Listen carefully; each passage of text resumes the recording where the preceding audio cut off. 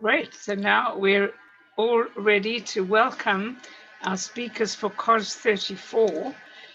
When I invited Josh Horowitz, who is a renowned writer, performer, musician, researcher in the klezmer sort of tradition, he said to me, we have an experimental project called Cosmic Diaspora with free jazz klezmer poetry that we'd love to present in the series. And the lineup is Jake Marmer, the poet, John Schott guitars, and Joshua Horowitz keyboard. Would this fit the bill for March the 9th? Well, certainly it fits the bill, and we're absolutely delighted to have them here. I'm going to turn you over to Josh, and Josh is going to explain who the project instigators are and make sure that the right people give you the right information. And we're in for some absolutely wonderful music. And I hope you like my cosmic background for the special event. So over to you, Josh, unmute. Okay, well, first of all, thank you so much, Geraldine, for being so open-minded and accepting the project, and also to Mark Kligman for helping to facilitate it, and also Jayana Rosenthal, who is also facilitating. Thank you, all of you, for putting this together. I actually want to immediately turn it over to Jake as the brainchild. I felt kind of funny having my picture up there and having it be, Josh Horowitz in conversation with, because really, this wouldn't happen. This is the brainchild of Jake Marmer, and the first time that I heard Jake perform, I think might have been with Frank London or some other things, a bunch of people playing it. I was really thrilled, and I thought, oh my gosh, this would be such a great project to be part of. And I've always admired John's music ever since we met, I don't know, 20 years ago. So I was thrilled and honored to be there. So I'm going to turn it right over to Jake to start explaining stuff, since I'm not so great at doing that anyway. You got to unmute yourself, Jake. Hey, folks. Thank you. I'm going to join the chorus of gratitudes. And yes, thank you for the invitation. It's lovely to share the work with all of you. I'm just going to say a couple of things about the nature of this project. So when people think about poetry and music together, there's often kind of like a beat poetry, jazz poetry image, just like a drummer going, or jazz drummer going off, and a poet with a scarf, just laying down something surreal. And this is not exactly what we're doing, even though there's poetry and there's jazz and other kinds of music in here. Allen Ginsberg once wrote, in the name of Ezra Pound, that the trouble with poetry today is that it had music taken out of it. And the trouble with music is that it had dance taken out of it.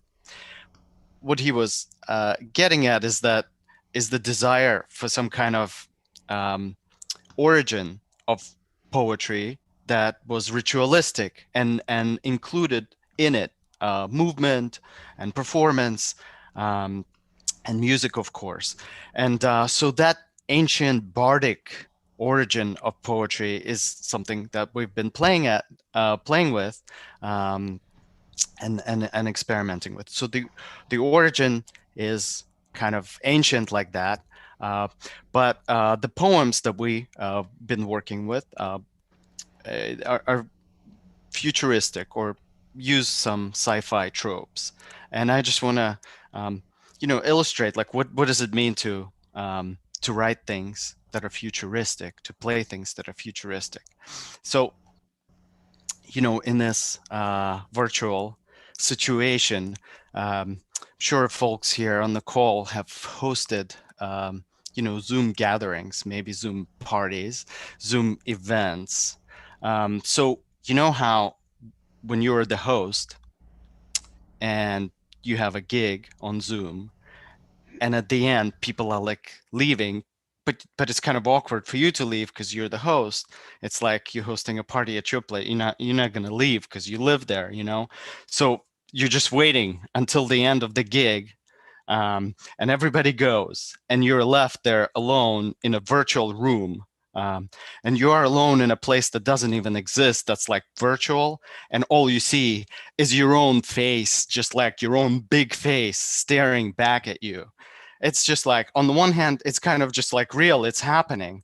On the other hand, it's like, it's worse than reality. It's more real than reality. So I think that to me is futuristic, or what futurism is in a way. So that's kind of one aspect of it. And the other aspect, well, I'll put it this way. We live, me and my family, we live on Stanford University campus. My spouse is finishing her PhD here. And, it's the Silicon Valley, and there's a lot of like technology stuff everywhere, self-driving cars, and just strange things like that. So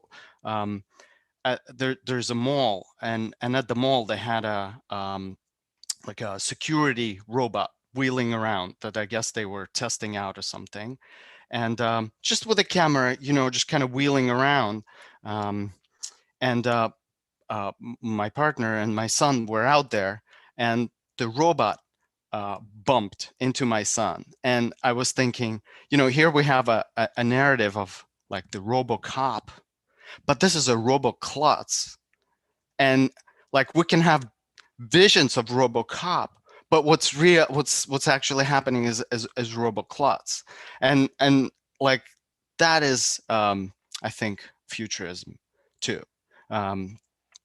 And so all of this is just the strangeness of reality that becomes really oddly clear, is what we're talking about. And I think in that there's a natural connection to a tradition of mysticism and people from across the centuries who conceived of reality as just utterly nonsensical, so much so that other worlds had to be a part of it somehow to help make sense of what exists. And so Jewish mysticism has been a part of this all too. So that's just a little bit of framing there for the gig. And Josh is gonna share his cool PowerPoint with you and play you one of the tracks that we recorded, and then I'll read, and then John will play, and then I'll read some poems, and then Josh will play and read some more, and then play another track, and then we'll talk about it. So that's the plan for today. And Josh is gonna play us a track called Testimony. Hey.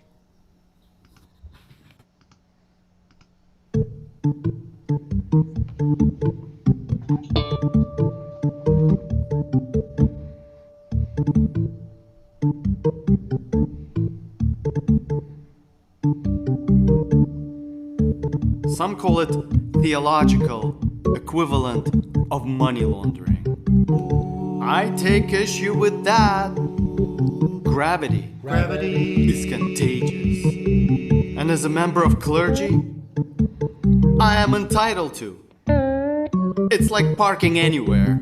The green shade pulsates with its scraped horizons, circularity of obsession. I'm standing alone with the tightest optical strain known to man, and you want me to bless your what?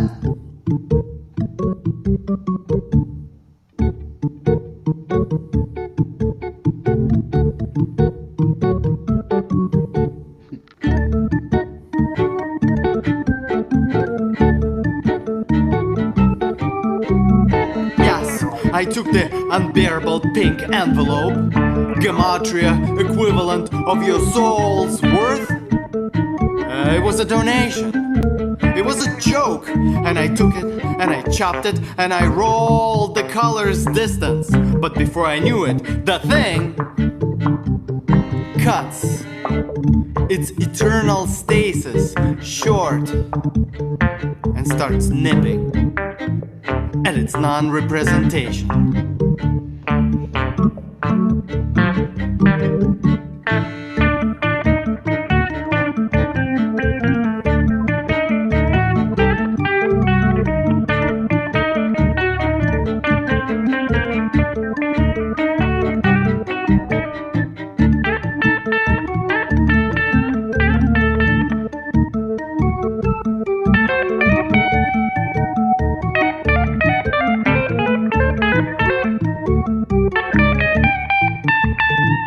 If anything, it was a form of numinous fundraising. Like I said, gravity is contagious.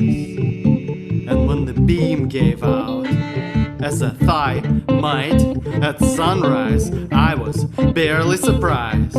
There's no need for it, really, I said many times over and over, like a ritual, like an obsession. But everyone else was already at the bathhouse doing laps. Just because you are being extrapolated doesn't mean you can be.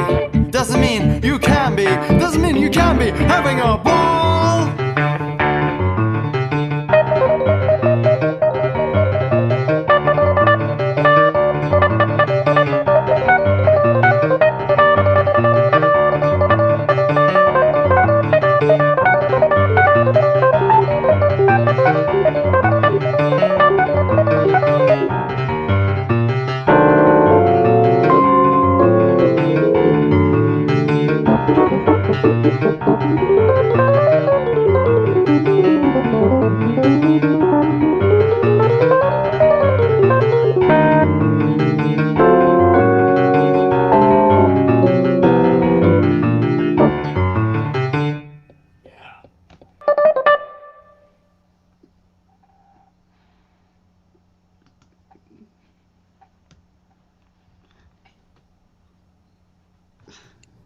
Thank you.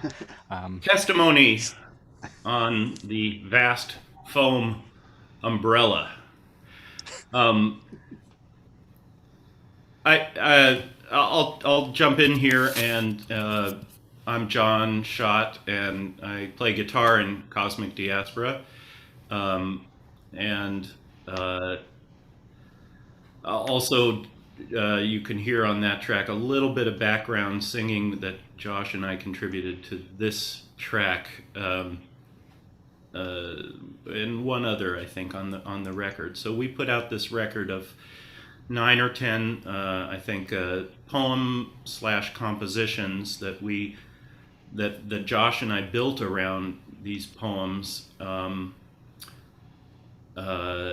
composed and assembled almost in some cases like sculptures of found objects in a way, putting together vamps from Romanian songs and blues guitar, and in one case a very one of the oldest pieces of notated music from Greece, in I think something like 800 BCE.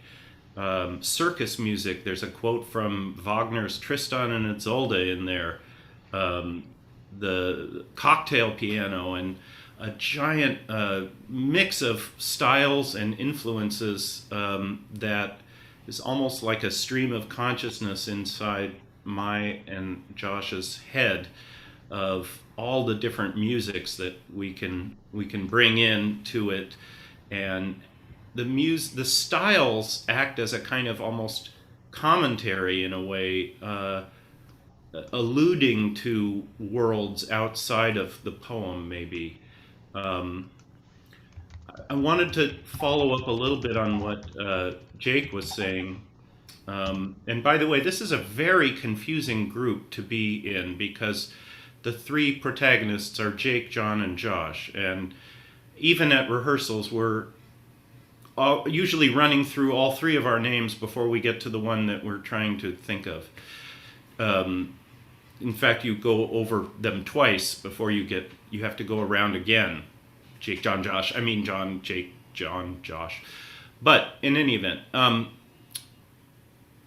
Jake is originally from Ukraine. I hope I'm not outing you in any way, but came to the States as a teenager, and the notion of cosmic diaspora, I think, is worth just opening up a little bit here. Why cosmic diaspora? I've been thinking about Jewish identity as always being from someplace else lately. That you're either a physical association with Israel, or a time association. You're defined by being from somewhere else, which is to say, not where you are at now. You're always there's an absence of from somewhere that you're always taking with you everywhere. So Jake, I think, is writing these poems with a science fiction-y feeling to them, because science fiction is a wonderful way to explore being an alien, being from somewhere else, and speculating about your identity and how identities can be mutable and morphed. And so in a lot of Jake's poems for this project, not his entire oeuvre, but for this project, there's a sense of Jewishness as being from another planet in effect, and so I think musically there's a kind of almost science fiction-y. Remember the Cantina group in Star Wars, the playing the strange ragtime, which now to me sounds very conventional when I hear it, but at the time it was really. It really made an impression on I think a lot of people. That little scene in the bar in the first Star Wars movie where the aliens are playing ragtime. I'm just thought of it right now. But in any event, we try to make little alien musics that, like a radio station picking up signals from all over the planet, and hearing them from another galaxy. So I would love to now segue into hearing another track from the record and beginning to think about taking questions and opening up to other people's comments. We could play... Well, I'll let Josh pick the next No, go ahead. Choose one. Oh, I also, Josh, or rather Jake, maybe you could say something about the cover image of the record and who did it and what, because it too has a kind of, it reflects on these exact matters. It brings in Jewish textual history as well as science fiction-y things, and so. You want to speak to that? Sure. Yeah. Thanks, John, for that backdrop there. And yeah, true.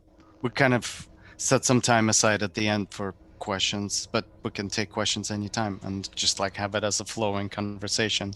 But yeah, the image that John is talking about here. This is a painting by Archie Rand. He's an awesome contemporary painter, and this was part of his 613 series. It was at the Contemporary Jewish Museum in San Francisco, is where I've seen it. Finally exhibited. Essentially, he made a painting for each one of the 613 Jewish laws, as compiled by I think Maimonides. So. And and this one I don't even remember which one this referred to, but frankly, but it's awesome in that certainly has like a futuristic pulpy theme that works. And John, did you have a track in mind that you want to play? Well, I deferred it to Josh in this respect. Oh, okay, then I'll just choose one at random. Why don't we play Circlemaker here? Is that okay for you guys? Sounds great, thanks. Okay.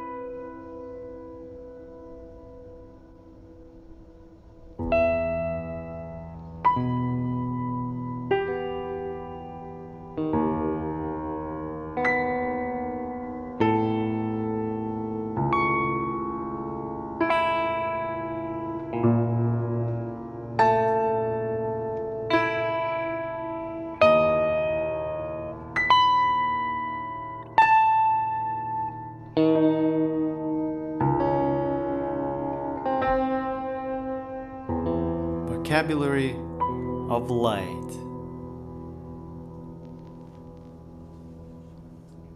All of his metaphors, self-referential, without gravity, without footing, without funding, without fun, without ding.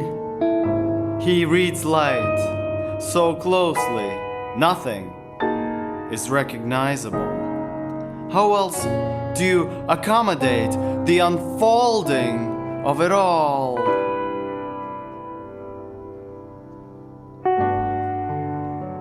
I know all of the laws, he broods, all 613 of them, to say nothing of the local customs and superstitions, but none seem to apply to me.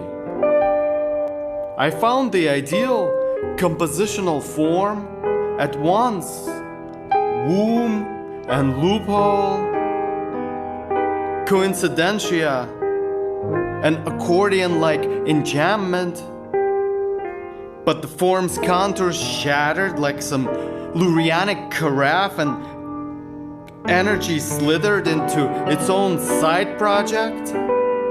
And this story is my only origin myth? Fucking bullshit.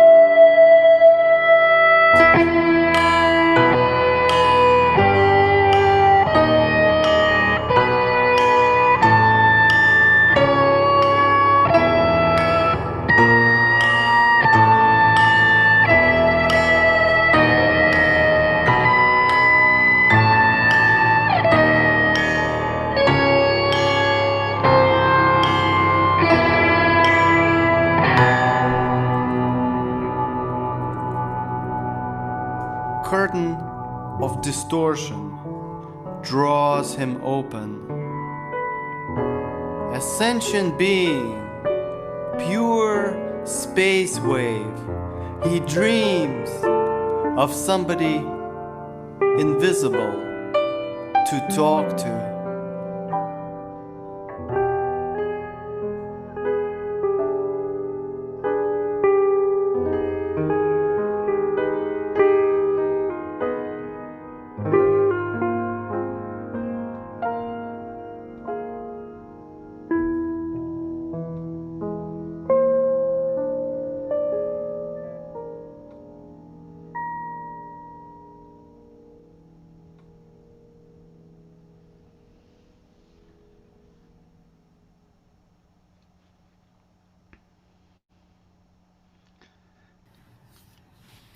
I think one thing people can observe if they're reading along with the poem is that the poem is a text that Jake can adapt to the musical exigencies of the moment, and prolong words or add words, or I think every performance tends to be a little different, making any one instance of the poem on the screen, it's just a snapshot of a evolving piece in some ways that's never fixed. That's funny that if you had a view into the rehearsal time that we do these things, when Jake would read a poem and we would come up with vastly different versions of the music. We would try something, very wild with something like this as counterpoint against it, or we would try something sweet and soft, and then we would sketch out ideas, and you can see that the notation of this is almost after the fact, so that we could remind ourselves of something that we did 3 weeks ago, and maybe put on tape. And then, like John, for instance, sketched out this tone row, and we just played around with it. And John said at one point, why don't we try displacing the octaves for one of these, and let's put some harmonies maybe, or any harmonies we want. How about this ballad that I wrote? Let's stick this in there. You wrote actually this beautiful middle part that sounds almost like cocktail, like Lush Life. It could have come out of Billy Strayhorn's catalog. And then, responding to what's actually happening in the words. Jake, I remember when Jake came to Sonoma State on the Jewish music series there, the cuss words that he used for some of the older members of the audience was a shock to them, and they actually wrote in complaint about the use of those words. And I remember responding to one of those people by writing a long email about, something lofty like the freedom of art and the use of words should have no restrictions and this and that. And I sent it to Brian Wilson before I sent it to this audience member. And I said, what do you think of this? Thinking that he would, kind of add to it at his own soliloquy, about swear words. And he wrote back a very short email that said, or we could just say, fuck you. And I love that, because Jake's use of it's not for shock value. It's or maybe it is sometimes. It doesn't matter. But I just love the use of Jake's vocabulary and you can feel him taking from all these disparate elements. And I think when John and I are responding, my biggest inhibition is my inhibitions when I'm playing this music, like when I'm responding to Jake, and we have different levels of that. I think John, I so admire like John Schott's ability to totally be himself and just like be an extrovert, which is something I totally struggle with. And for this kind of thing, you kind of need that. So I always feel like I'm the classicist of the group who's always like conniving and calculating. And you guys are sort of very free. As you notice when Jake reads the poem, it's not exactly what was written down here, because he's improvising, and sometimes that improvisation takes really very cool left turns, like in one of the examples where you suddenly start speaking Russian. We still don't know what you were saying in that, but it's on tape. It's one of the examples where you go into this whole spiel in Russian, and it fits so well, just the sound of it. And I think we when you started doing that, we were responding to the sound, not knowing what you were actually saying. So I just wanted to say that's those are the things that are animating us. Should we play that track? Which one is it? I forgot what it's called. Deregulation. Do you want is it cosmic deregulation? I think Yes. so. Okay, so I'll just play it and not talk about it now. This has a lot of different sections to it. Yeah, let's do it. Oh, well, maybe I will say something about it at the very beginning, because if you've ever listened to Istrian sopele music, this is a double reed, double flute tradition that exists in the Istrian Peninsula, and it's diaphonic music where you have a melody that is going either in seconds or sevenths parallel to itself, and it cadences at the end, sometimes in an octave, and or sometimes you get sixths as well, but they're usually dissonant intervals that are going parallel. And it's the wildest. I mean, if you ever listen to this music, and if we ever had time, I could play you some examples of it. It sounds so alien. And I took the sopele idea in this, and so John and I are playing in a dissonant interval, parallel dissonant at the beginning, and then it goes into a puppet show, and then there's a quote from Wagner, like you said, the whole eclectic thing. But let me play it. Can you guys see this now? Everybody? Okay. We're not seeing your screen. Oh, you're not? Okay, hold on Yeah. 1 second. You're not seeing my screen, so let me I'll just. share it. Here we go. Okay. Now, can you? Yes. Okay, somebody made a comment in the chat about the screen sharing. I don't know what it is. Can somebody unmute yourself if you can't see it or something? Yeah? If you go to the bottom Presentation. right of your screen. Presentation hit that mode? button. Presentation mode. Yeah, That's it. okay, if you want that. Okay, that's good. Sometimes I lose controls when I do that, but I'm going to do it now. Okay, here we go. Epigraph. What a strange thing to hear on an afternoon's library research session, 10,000 light years away from anywhere. Samuel Delaney, stars in my pocket like grains of sand. I lost loads of time eating information, pills in ship's abdomen. We called it library as a joke, until one evening in the back of the bar in some desolate Slavic backwater moon, I was introduced to methods of ingesting vacuum and felt cosmos, not beer, running through me knowledge instead. Consciousness! I called over the librarian. Consciousness is a ritual, not a myth.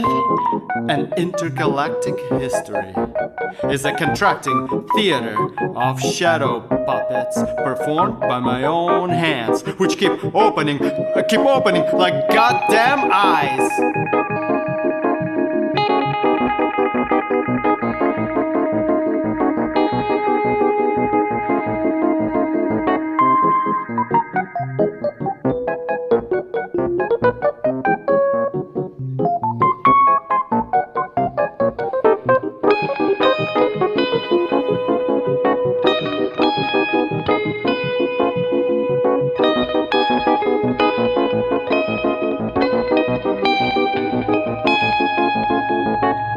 Я ж тебе говорю, межгалактическая история — это сжимающийся театр каких-то теневых кукол-марионеток, которые двигаются моими собственными корявыми руками, которые открываются какие-то странные проклятые глаза.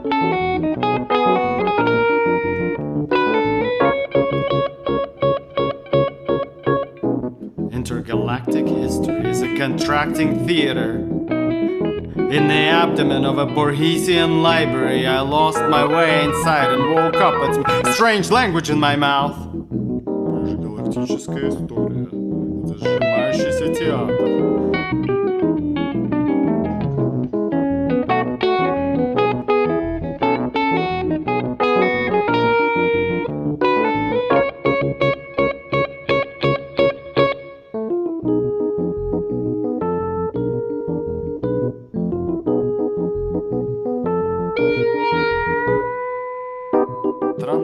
Театр. Какой-то странный театр межгалактической истории. И это моими собственными руками. Я это сделал своими собственными. My own hands.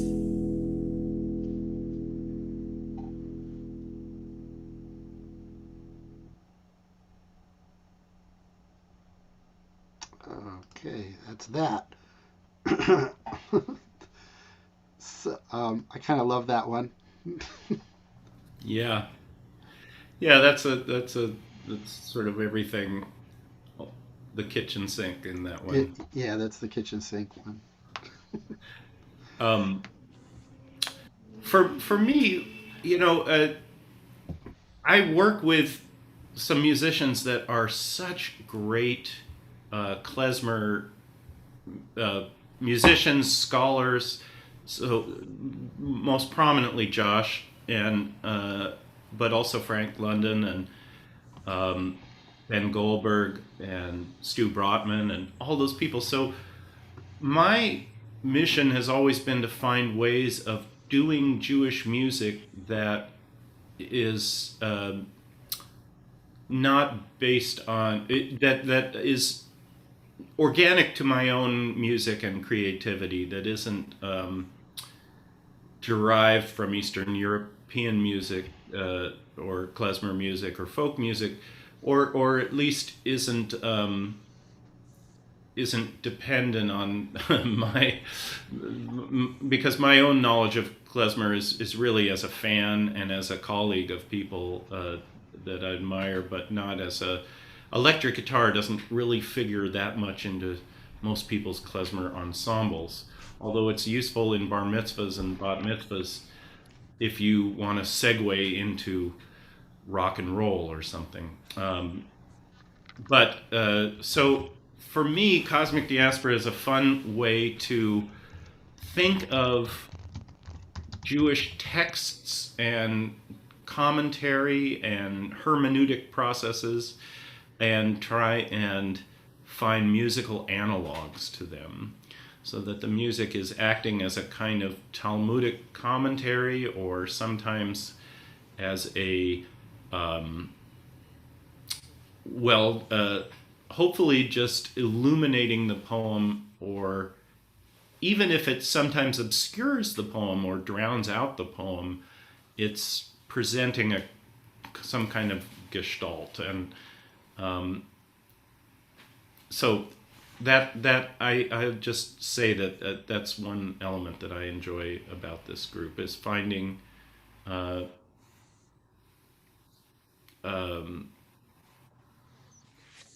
making original Jewish music, I guess. Yeah. Jake, do you want to do something live? I'd love to. Let's do it. Let's do a couple of things. Maybe I'll read a couple of poems.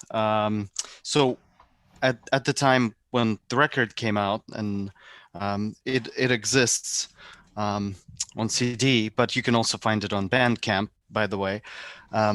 Also, my book came out and called Cosmic Diaspora, and it has some of the same poems that are on the record and a bunch of other stuff. So maybe I'll read a couple of things, and we can continue rolling like this.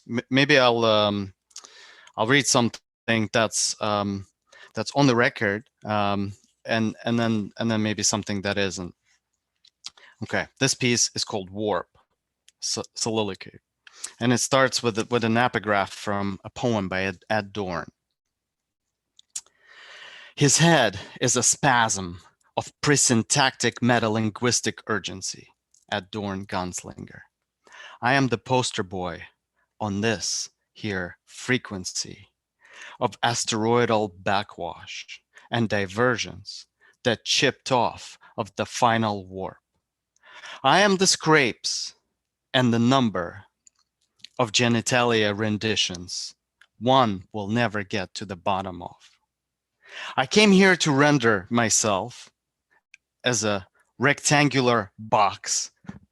This West Coast morning is what I told everyone who logged in to the show expecting some sort of scholarly comedy, but then kept popping in and out like as if sliding off of some cosmic balloon. Where there are solids, there are bound to be treasons. And also, the silence of Jupiter is the biggest fossil record in the book, man. Call it voided contract. Call it the void's contractions. But to overhear boss footsteps and change tracks just like that, to repurpose your mind as if every little space journey is another Babylonian exile, that's how everyone one day will land in the nowhere we call the president.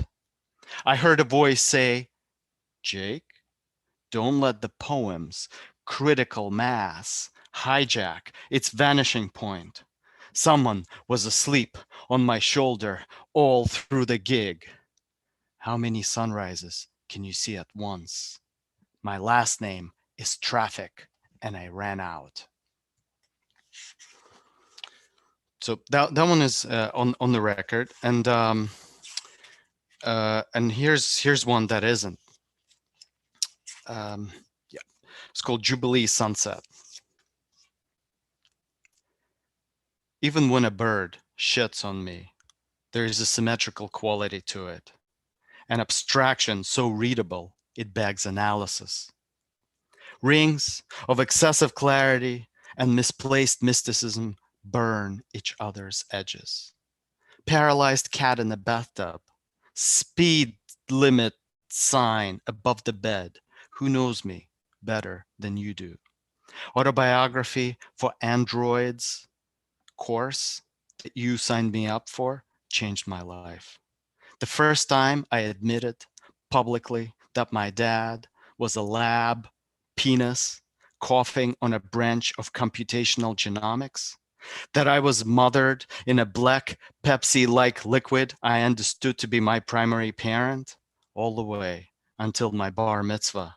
I dove in and became a man burdened with traditional responsibilities and obligations, listed alphabetically at the threshold of a book written in pink milk of battered logic. In all of these years, why haven't I wondered how I ended up with my biodegradable ears flapping at your doorpost? We've been at it for 39 years. When I speak to myself, I answer back in your voice. I scratch my beard only the way you know how. But when the Jubilee year comes, I'm off. That's why I've been carving out a spoon and a suitcase from this slab of marble, this tombstone studded with pictures of fishes and hands. And if your home collapses, when I lift it, you better own a tent you can pitch in your hermeneutic backyard. I want to read one more poem, and I want to just experiment a little bit and invite some audience participation here. Are folks open to this? Some thumbs up. Cool. So here's how we're going to do it, and here's what you need for it. And this is to the point that John was making about being from elsewhere, and because that's what this poem is dealing with. And you know, we're certainly all from elsewhere in this Zoom space suddenly together. So only makes sense to do it. So here's what I want to invite you to do. So if you go into the upper right corner of your screen, I'm giving like actually very unpoetic but prosaic directions of how to do this. Where it says view, you select the gallery mode. So go in a gallery mode and you see like a bunch of boxes. We're all rectangles right now. So upper right corner, view gallery. Okay, I'm going to walk you through it, and I promise you it's worth it. Okay, now see at the bottom left corner where it says stop video, right next to stop video, don't stop video. If you don't have it on, and I invite you to start it, to participate. There's like a little arrow that points upwards. So click on that arrow, and then the thing at the bottom says video settings. So click on that. and then you see kind of your face even magnified in video settings. And then if you scroll down on the right side of these video settings, it says hide non-video participants. So you check that box, hide non-video participants. So cool. Now look what happens. If I hit stop video, you can no longer see me, although you can hear me.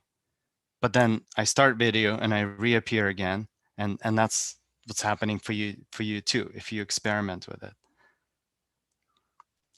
Do you folks want me to walk you through it one more time, or people have a sense of how that works? See some thumbs up, yeah. Okay, so what I invite you to do is I'm going to read the poem, and you can conceal and reveal yourself on the screen based on the imagery that you may be hearing, or just in rhythm. There's certainly some musically inclined folks here, and just whatever feels right, whichever way you want to swing it, you're welcome to it. So I'm going to read a poem, and you will offer kind of like the commentary, like John was saying, just kitchen sink spontaneous commentary of rhythms and your appearance and disappearance. Does that sound cool? Let's give it a shot. Let's do it. So this poem is called Anima, and it is also on the record. Wasn't the light of the unpronounceable name, wasn't the shadow of another few. Jake, you muted yourself. Jake, you accidentally muted yourself. Oh, okay. Let's restart. Even more science fictional.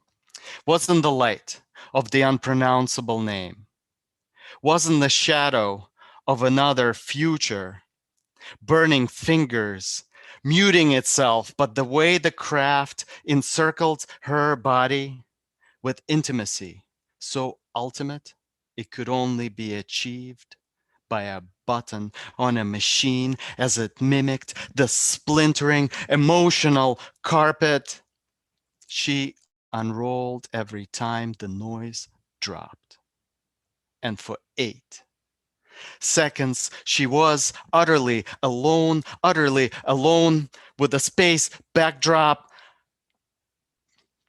And as all space settlers, ritualistic about this knowledge, you are being disassembled into a diaspora of atoms that know nothing of each other's existence, know nothing of each other's accidental buttons, know nothing of each other's entanglement and time zone and emptying and filling screens before all coming together again like water poured into a new glass, but without any objective guarantee of continuity. Thank you. Folks, kudos to all of you. That was a group poem, and thank you for participating in it. Josh, you want to play something, or John?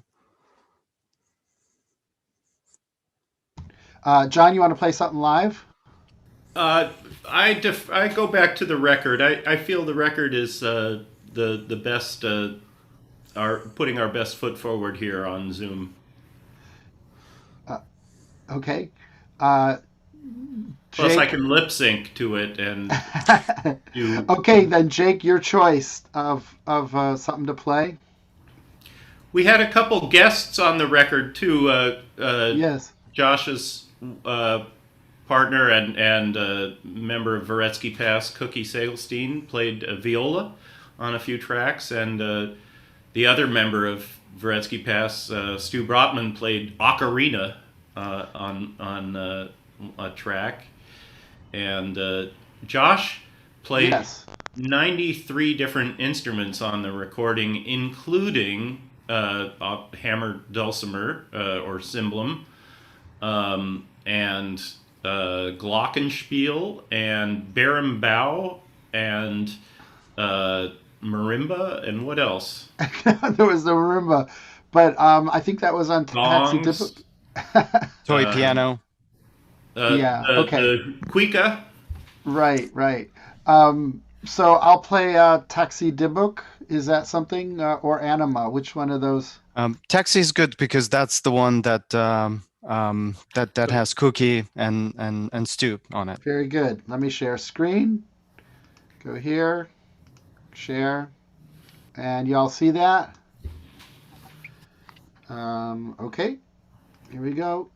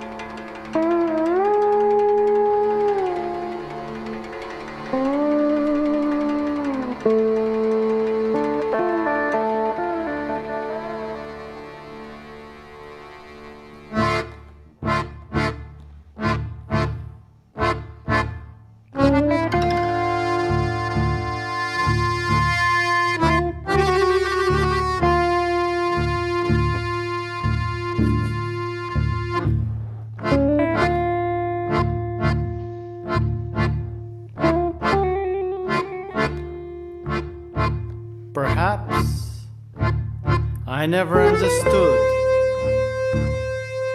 the depth of attachment you folks have to your bodies. Even the word possession, I learned, casts a shadow, vastly pedestrian and esoteric both.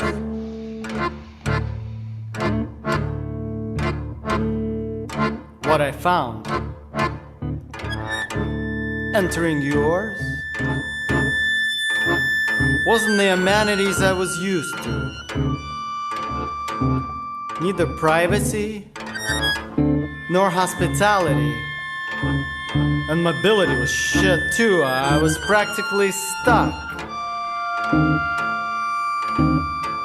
And I'm not superstitious, but it was as if the inanimate innards were watching me, were clamping onto me, like I was a thing to digest and expel.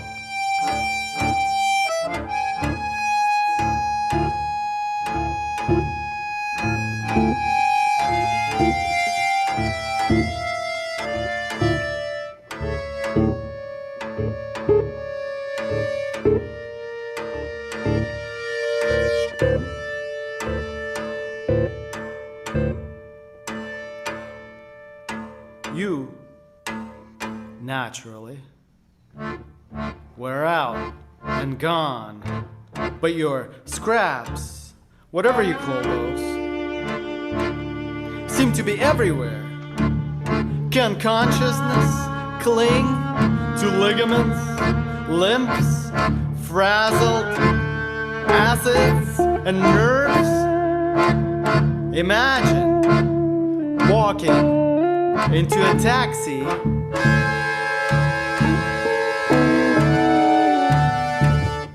and finding yourself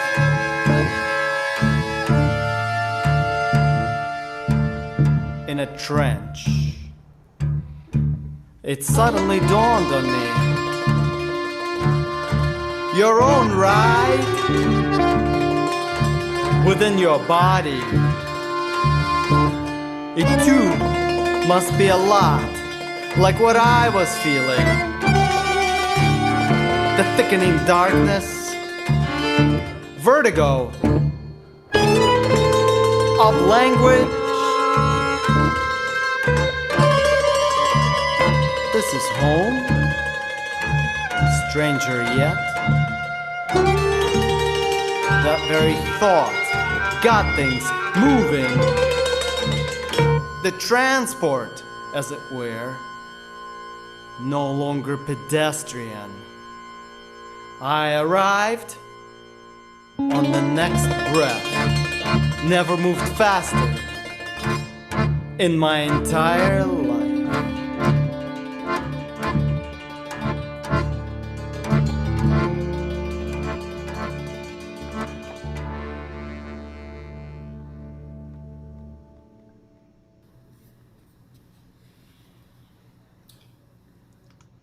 Taxi Divic.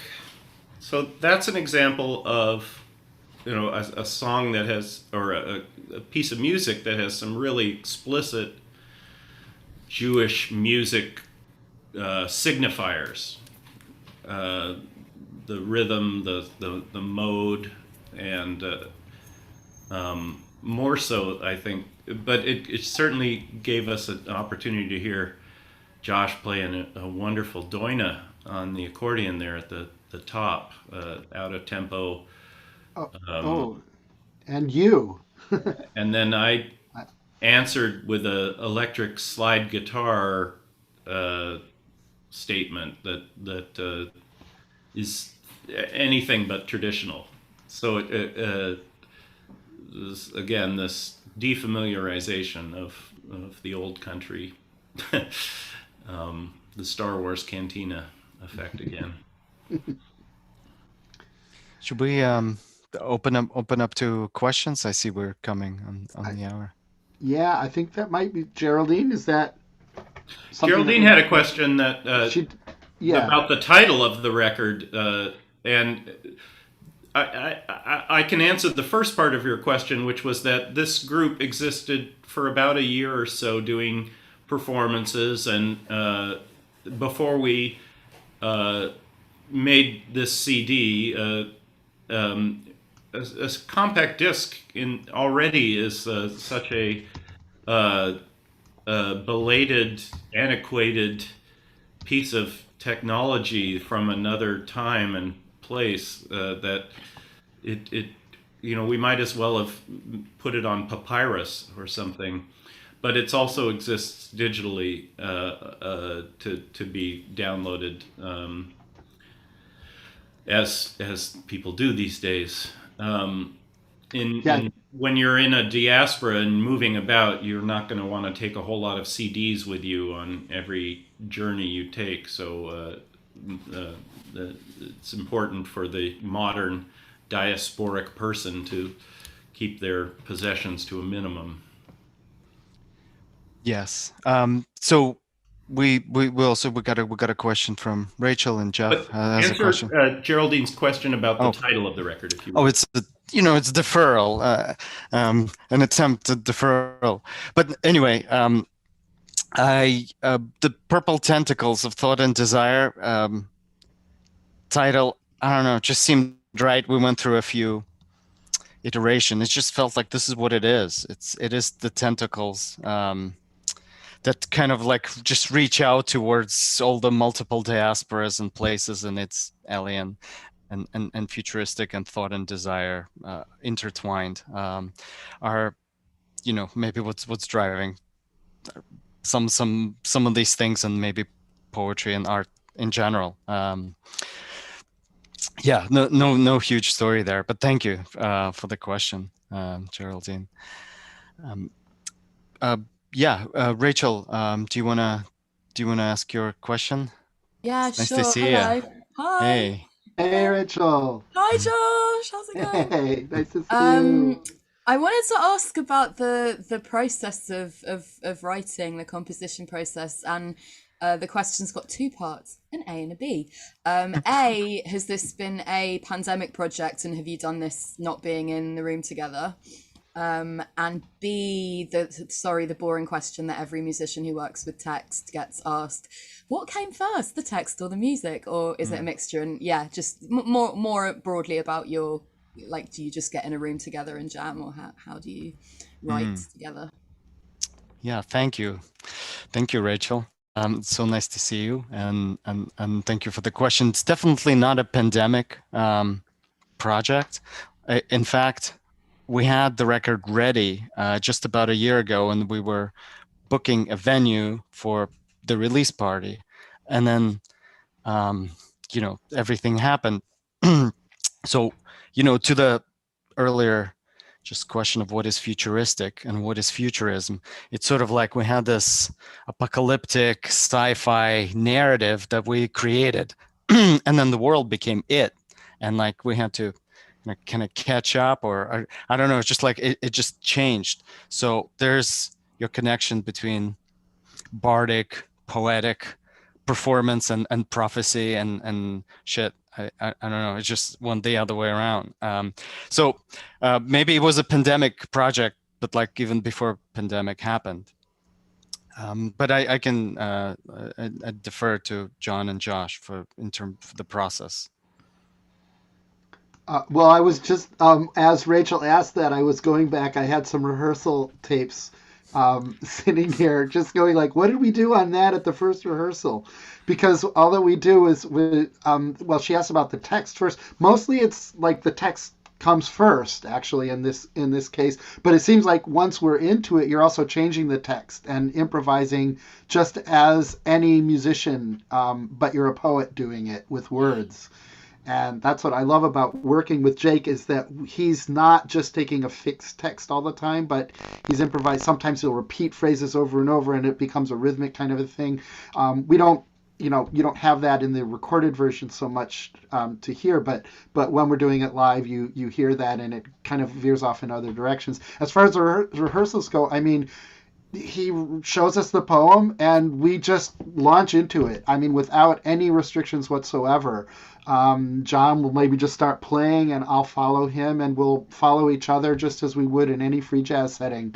And sometimes I think we really came up with vastly different versions of these. I mean, like John said, this is really just the CD is just a snapshot, because when I listen to like the rehearsal tapes, which I don't do by habit, but I just went back and listened. Circlemaker was completely different when we did it the first time, and the second and third time. It was like every time, hey, let's see what happens with the gospel feel, or let's you just take it away. John will do a tone row or go atonal on it, or we'll go rock, and just follow each other basically and respond to it. And there's this idea, in film scoring that's called Mickey Mousing, which is where you try to match what's going on the screen exactly with music, like a literal interpretation. So like when he says, there's a taxi, and then we blow a taxi horn.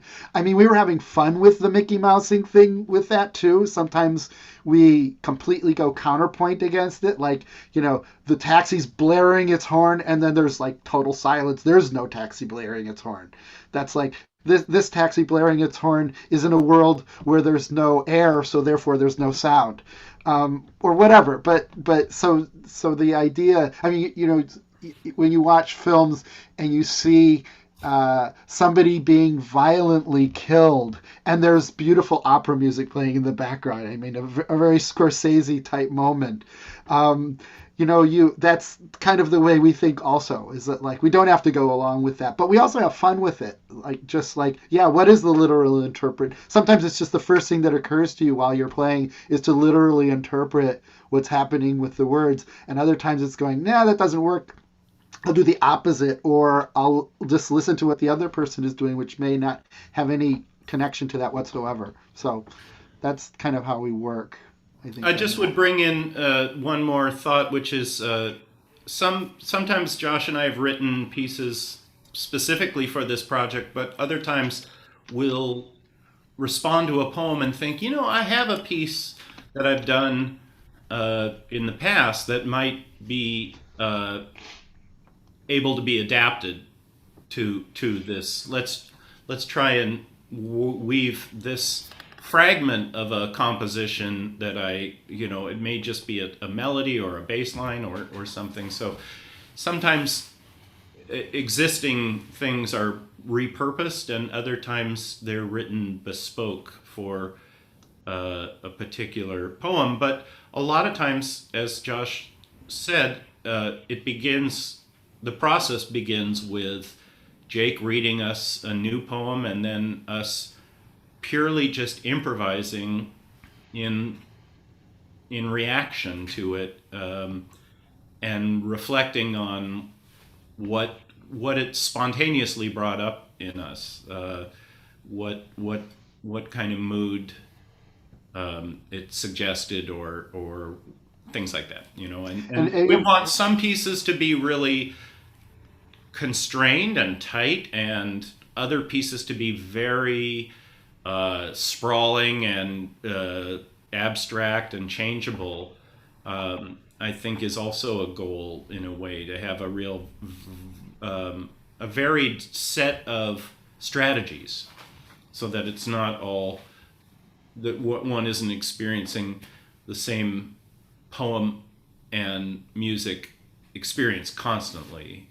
I think the beat poetry that with jazz that Jake referenced at the beginning had such a specific contrapuntal relationship, the music. And what's interesting, I think, to us is to challenge that at times, to it's a lot of information coming at the listener, sound and text, and that's a real challenge for a composer, I think, to think about just how to make this information apprehendable. And so, yeah, one of the things I just want to say is that we are not afraid of cliches. In fact, we welcome them musically and otherwise. Josh is especially not afraid of cliches. Yeah, thank you for that. But also sometimes there's a physical level of music that has nothing to do with the calculation of listening. Like sometimes, I don't know if you've ever experienced this as those of you who are musicians or even composers, composing physically, where you just start doing what you physically do on your instrument or your voice, and you let it develop from that, not trying to make a pretty melody, not trying to make a rhythm, just seeing what happens physically. It's a very difficult space to be in, but once you're in there and sometimes I think I react that way. Like if John's playing something and there's some rhythm that starts to happen, it gets into a physical space where I guess you fall back on the things that you've practiced sometimes, but you also try to be loose enough to just react physically. I don't know if that makes any sense. Most of us think of music as as a conceptual thing or something we practice it, but you can get out of that room and react physically. And I like to be in that space, even though for me it's difficult to cultivate because I have to be very comfortable with the room and the people that I'm with to be able to do that, because it's kind of a very intimate thing to do. Thanks. Jeff Janeska had a question. Thank you. A couple of comments first, then a question. First, congratulations and thank you. This is a really fun project and I'm really happy to get a chance to experience. So congratulations on getting it done and thank you for sharing it with us today. Jake, I don't know if you remember me. We used to run into each other on in New York about 15 years ago. It's hard to believe it's been that long. And then finally, John, I was once in a band with a Jason, George, and a Josh, so I'm familiar with that cycle of running through all the J names until you hit on the right one. Question, finally, is I wonder if you could try to maybe put together the cosmic and the diaspora for me a little bit. I understand maybe a diaspora being, in many senses, kind of claiming diaspora as a sort of source of identity can be a political statement, or at least a quasi-political statement, whereas the cosmic thing maybe suggests checking out, kind of we're not part of this world. So it's kind of different forms of rootlessness, and I would just wonder how, or if those two ideas come together for any of you at all. Mm. Yeah, thanks, Jeff. And yes, I remember. I think you were writing like a dissertation on radical music, radical Jewish music, or is that yeah, right? I was writing my dissertation on the Sodic series, Radical Jewish Culture. That's awesome. Yeah, well, it's lovely to see you, and thank you for your question. Yeah, I think it's spot on. It's diaspora, like John was saying earlier, is the sense. Being part of a diaspora is the sense that you're from elsewhere, but even from elsewhere, like outside of the frame of reference, and there's more to it. Like the existence itself is from elsewhere. It's kind of like on a cosmic scale, and certainly for me a great inspiration there was Sun Ra, who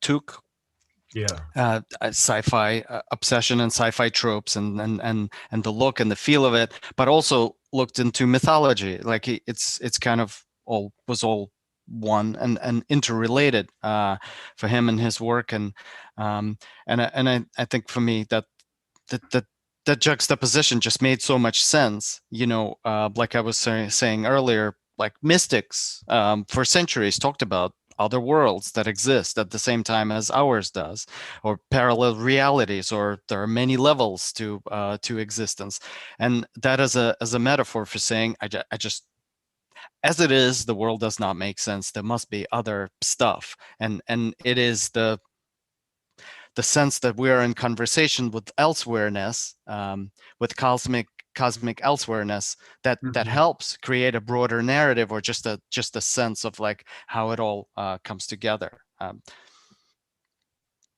Yeah.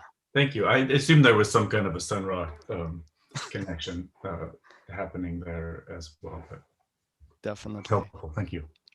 Yeah, thank you. If either Josh or John want to comment, but I don't want to hold up if there are other questions. I just wish I had been improvising music underneath that answer, because that would have been that could have been a bonus track on our record. Sun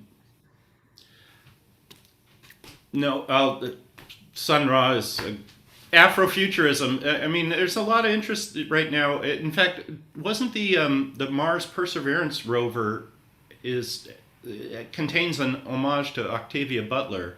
Really? It's named after her or something like that. So there's a lot of interest right now, I think, in science fiction literature from people of color, people from queer perspectives, and using science fiction as a vehicle for political engagement and otherness, and I guess I see what you're doing, and that's not the only kind of poetry Jake writes, but for this project, it has that science fiction-y hue, although it's both the Jewishness and the science fiction elements are rather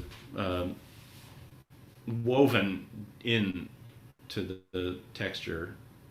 Some quotations and things, I think, from Jewish texts that you use are even after all this time, I'm not even fully aware of them. I think, you know, there are things in there that I'm missing probably. So anyway, another question? Rachel Adelstein had one. Hi there. I'm sorry, my camera has kind of pooped out a little bit, so I cannot, you know, I cannot show you the big smile on my face, but rest assured there is one. I really loved how improvisational the music is and how you all play off of each other so well. And I mean, I did notice that the text of the poetry, you know, varied a little bit from what was on the screen, and I love that. And I'm just wondering how this strong improvisational flavor reacts to being recorded. I mean, when you record your music, you've put down a version of it. And I was just wondering how you think about recording such spontaneous music and poetry. That's a great question. I mean, as have all the other ones been. That, you know, I always feel, and I don't know if other people can respond to this too, very restrained in a studio because suddenly the perfectionist ideal takes over a lot of time. And so the biggest task for any musician in a studio is, first of all, to be able to let loose when the camera is rolling, so to speak. And one of the ways that we dealt with that, I mean, we did feel that, you know, you can feel that kind of pressure in a way. First of all, you're under a time pressure because it costs money to be in a studio, which is where we recorded. We didn't do it at home. We did it in a studio. But also then to be able to use the resources of the studio in your playground so that you can not be as afraid. Like we can overdub things. We did use the studio, not a whole lot. I mean, one important aspect of this is that we actually do perform it. So even in the studio, we're performing it. But after we've gotten something in the can, so to speak, you know, then we're open to using the studio itself and manipulating the things that you can do in the studio. If you're, you know, any of you have had experience in the studio, you'll know that a studio is not an adequate representation of reality, just like a photograph is not. And a photograph isn't even an adequate representation of a correct photograph. Everything is manipulatable. And if you come to terms with that your liveness of performing is something that you can deal with in the studio and not treat it as if, with a purist ideal, as if, oh no, we can only do in the studio what we do live. No, we're going to do other things and use the studio as an instrument in and of itself. I guess that's a fancy way of putting it, just to say, yeah, we overdone stuff. And but the studio, yes, it does tend to do that. It's not as free, I think, as when we do it live, but it becomes freer when we are using the studio as one of the instruments. Yeah. Thank you. It's such a great question. If I can just add a little bit to what Josh is saying, I want to show you. I don't know if you can see this well, but this is, you know, page from the book, and you can see like just the scribbling that's around on the page, and I think you know, that's how I think of the record, but also just the written word, like you're saying, you have to put the version down, but it's not over. And for me, like the great blessing of playing with Josh and John, they're so imagistic in the and imagistic as they play. Like all these ideas come and help me see and transform the narrative that I, you know, kind of started with, and all of these kind of awesome ideas that I like better than what I put down or what got published in the book or whatever, and it just it makes it feel alive.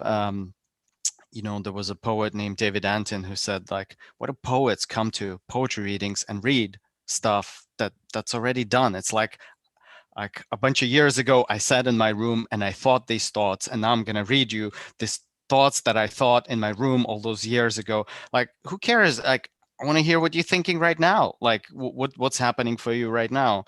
And that's when you feel just most alive.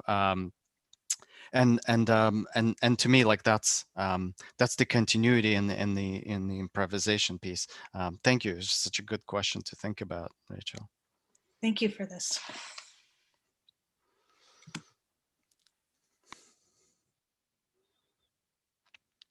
Cool. All right. Well, have we run out our welcome? I'm wondering, Mark, if you felt that that answers your question about cosmic. I was wondering if you might just share a little bit more. You did at the very beginning about kind of like this sense of like the cosmic universe genre of music.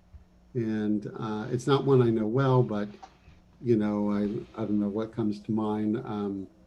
Bela Fleck's Flight of the Cosmic Hippo and that kind of genre. And there are other things that I can think of from the 70s and 80s, but I'm just wondering, you know, is there like a genre of cosmic, you know, music that you're influenced by? Are you potentially, you know, creating a genre, or is that significant? And like most things in quote unquote Jewish music, you know, to what extent is, you know, your work in conversation with, you know, these other genres? I mean, you're so nicely, comfortably, unapologetically pulling, you know, texts, ideas, and sounds from not only Jewish culture, but, you know, other cultures, other sound worlds. And I'm just curious, you know, we're in a Jewish context now looking at that, but, you know, what are the other contexts, you know, you're thinking about? Cool. It's a great question. Yeah, John and Josh, I'll let you get rolling with this. Well, I mean, cosmic music is really just a. I mean, I think we've spoken a lot about the notion of being from somewhere else and diaspora and how that plays into it. But definitely Sun Ra, and I also think of Parliament Funkadelic and Bootsy Collins. There's a lot of science fiction. The band Kiss, which I was into as a young man, had a lot of science fiction elements too, and the art ensemble of Chicago. There's I think, but certainly in African American music, there's a strain of cosmic science fiction stuff in that's been part of my nexus of thinking, I guess. But I would also just say that, you know, that if you're familiar with Josh's work in Budowitz and Veretskas, and maybe you're familiar, if you're, you know, related to me, you're probably familiar with my music. But, you know, the Cosmic Diaspora, this project also could be heard in the context of our work prior to this. So it, you know, you're hearing Josh Horowitz, the klezmer scholar and virtuoso, doing this stuff that is not what he what you're used to hearing, you know, but your awareness of him and his work in history informs, I think, how you hear him play a electric piano jazz solo or a sopalé. You know something about his interests, and in my case, I come from a background of both classical music and jazz, and so, you know, I think it's also this project is adjacent to our own musics that Josh and I are part of, and perhaps the larger issue of Jake's poetry. This operates in one part sphere of it. So I enjoy that element of it. I'm a fan of Jake and Josh's, and I like hearing them do these things that are outside of their what I'm typically experiencing from them. The more traditional Jewish music, reading poems in a book, and then here we are. You're hearing them outside of their norm a little bit. They're in their own musical diaspora. They've left their comfort of their home, and they've ventured out into the unknown. Well, that's well said. I guess the headspace that I'm in most of the time, like if somebody asks what do you actually listen to, I don't listen to very much klezmer music as the most enjoyable music nowadays. I mean, there might have been a time where I did, but I love to listen to Ligeti and Toru Takemitsu and Per Nordstrom and modern contemporary composers who are interested in sound. Just sound. And every genre has its own kind of canvas of sound that it's writing on, and if you're deeply into any one of those traditions, it's not enough to satisfy the human being, just as it's not enough to eat lobster every day for your meal. So I think our interests sometimes lie very much in other spheres of cultures and even more so than Jewish. I mean, to say it really crudely, Jewish is our job.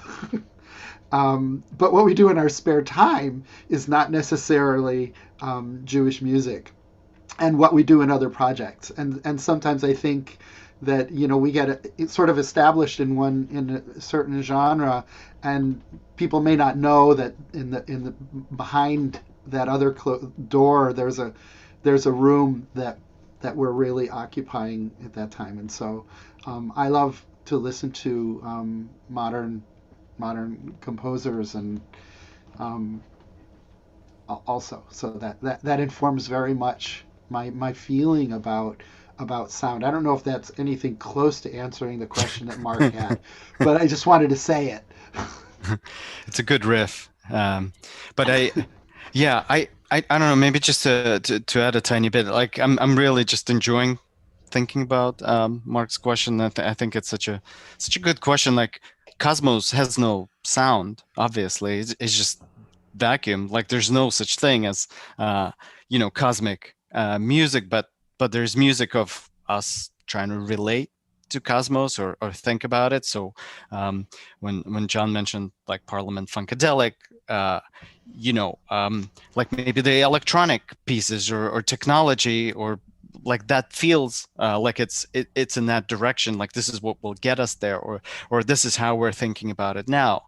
I remember reading a piece by Ray Bradbury, a sci-fi writer who wrote a book called Martian Chronicles that got adapted to a theatrical piece, and he writes that he was just like reflecting on seeing it being performed, and then he went to the Met, the Metropolitan Museum, and he saw that Egyptian exhibit that they had going on, and suddenly he realized that his own vision of Martian Chronicles really had its roots in Egyptian mythology, and to me, I don't know, that just makes so much sense that you need to go into the deep ancient past to re-envision the future, because that's how visioning is done, or this is what we think about when we think about like the propelling visions of the future. So Mark, to your question about the cosmic sound, like it's probably somewhere deep in the past. Thank you, Jake. And if I can say thank you to Jake, Josh, and John, in not any particular order, I'll do it a few times, as you say, John, Jake, Josh, etc. You've really been electrifying and magnetizing. You really exploded Jewish music for us, and then brought it back together in a most fascinating and intriguing way.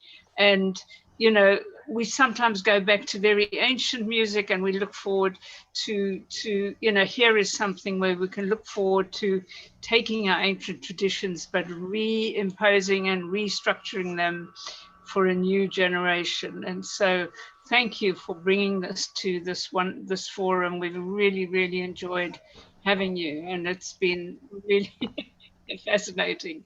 And I will put the details of how to get hold of your stuff in a little report that your friend Jeremiah Lockwood is going to write about this session. So yeah, he couldn't come in live, but he's going to be listening to the recording and writing us a little summary. And please send me any details. And as I said, Josh, send me a good quality cover of the CD, and I'll put that on the thumbnail.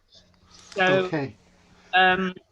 I'd like to tell you what you're going to have next week, which is something not completely different, because we're looking at sounding Jewish in Berlin. And this is about the book that Phil Alexander has written based on his PhD thesis with Ilana Webster Kogan at SOAS in London. And so Ilana and Phil are going to be talking about his book, Sounding Jewish in Berlin, Klezmer and the Contemporary City. After that, we go to some real discussion about Ashkenazi synagogue music. And we have none other than Boaz Tarsi working on this with Amalia Kedem. And he's doing a two-parter. The first one is, does Ashkenazi synagogue music have a theory? Well, that's the title of both parts. And the first one is, what happens when you do not let the facts confuse you? And the second part is facing the facts. So I think we're in for something really special in the rest of March. And after that, Jeff, you're doing a session with Bruce Adolphe. So we've got a lot to look forward to. Hope to see you again soon. And thank you to the 3 J's, Mark and another J, Joanna. And Mark, it's been a great session. Thanks for opening this is the International Forum for Jewish Music Studies. And we just love the fact that we can be a platform to bring together all these diverse people working in Jewish music. So thank you again, and see you next week. Thank you so much, Geraldine. Thank you, last everybody. thing Thanks for to coming. say is that even after you get your vaccination, you can still attend these sessions. Sounds like a plan. Great. Thank you all. Jeff, are you a Seahawks fan?